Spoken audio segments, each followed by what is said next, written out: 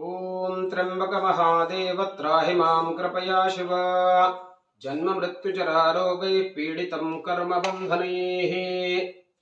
ನನ್ನ ಆತ್ಮೀಯ ವೀಕ್ಷಕರಿಗೆ ಸ್ವಾಗತ. ವೀಕ್ಷಕರು, ಇವತ್ತಿನ ದಿವಸ ನಾವು ಈ ಮಕರ ಸಂಕ್ರಾಂತಿಯ ನಕ್ಷತ್ರ ಫಲವನ್ನ ನೋಡ್ತಾ ಇದ್ದೇವೆ. ಈವರೆಗೆ ನಾವು ಅನೇಕ ನಕ್ಷತ್ರಗಳ ಫಲವನ್ನ ಈಗಾಗಲೇ ನಾವು ತಿಳ್ಕೊಂಡಿದ್ದೇವೆ. ಅದರಂತೆ ಇವತ್ತಿನ ದಿವಸ ನಾವು ಈ ಚಿತ್ರ, ಸ್ವಾತಿ ಮತ್ತು ವಿಶಾಖ ನಕ್ಷತ್ರದವರಿಗೆ ಯಾವ ರೀತಿಯ ಫಲ ಇದೆ, ಒಂದು ವೇಳೆ ಅಶುಭ ಫಲ ಇದ್ರೆ ಅದರ ಪರಿಹಾರವನ್ನ ಯಾವ ರೀತಿಯಾಗಿ ಮಾಡ್ಕೊಳ್ಬೇಕು ಅಂತ ಅನ್ನೋದನ್ನ ತಿಳ್ಕೊಳ್ತೇವೆ. ನೋಡಿ, ಈ ಮಕರ ಸಂಕ್ರಾಂತಿ ಉಂಟಾಗುವುದರಿಂದ ಚಿತ್ರ, ಸ್ವಾತಿ ಮತ್ತು ವಿಶಾಖ ನಕ್ಷತ್ರದವರಿಗೆ ಒಂದು ಸ್ವಲ್ಪ ಅಶುಭ ಫಲವನ್ನ ಈ ಸಂದರ್ಭದಲ್ಲಿ ಹೇಳಿದ್ದಾನೆ.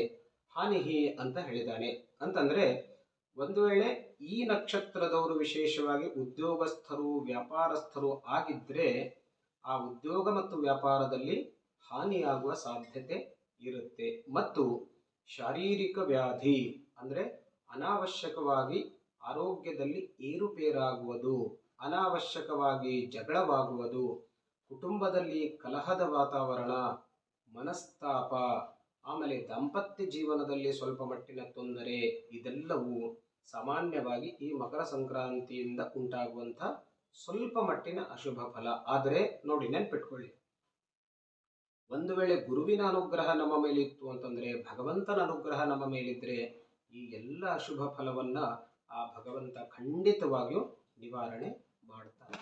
ಹಾಗಾಗಿ ಈ ಫಲವನ್ನ ನಾವು, ಈ ಅಶುಭ ಫಲವನ್ನ ನಾವು ಕಳೆಯಬೇಕು ಅಂತಂದ್ರೆ ನಾನು ಹೇಳಿದ ಹಾಗೆ ಮಕರ ಸಂಕ್ರಾಂತಿಯ ದಿವಸ ವಿಶೇಷವಾಗಿ ತಿಲದಾನವನ್ನ ಮಾಡಿ, ಅಂದ್ರೆ ಎಳ್ಳನ್ನ ದಾನ ಮಾಡಿ, ತಿಲ ಮಿಶ್ರಿತ ಸ್ನಾನವನ್ನ ಮಾಡಿ ಮತ್ತು ತಿಲಭಕ್ಷಣವನ್ನ ಮಾಡಿ.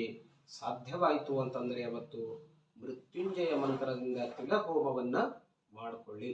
ಅಂದ್ರೆ ನಿಮ್ಮ ಈ ಎಲ್ಲ ಕಷ್ಟಗಳು ದೂರಾಗಿ ಈ 2024 ಸಂಪೂರ್ಣವಾಗಿ ನಿಮಗೆ ಸುಖಮಯವಾಗಿರೋದರಲ್ಲಿ ಯಾವುದೇ ರೀತಿಯ ಸಂದೇಹ ಇಲ್ಲ. ಭಗವಂತನ ಅನುಗ್ರಹ ತಮ್ಮ ಮೇಲಿರಲಿ ಅಂತ ಹೇಳಿ ಮತ್ತೆ ಭೇಟಿಯಾಗೋಣ. ನಮಸ್ಕಾರ.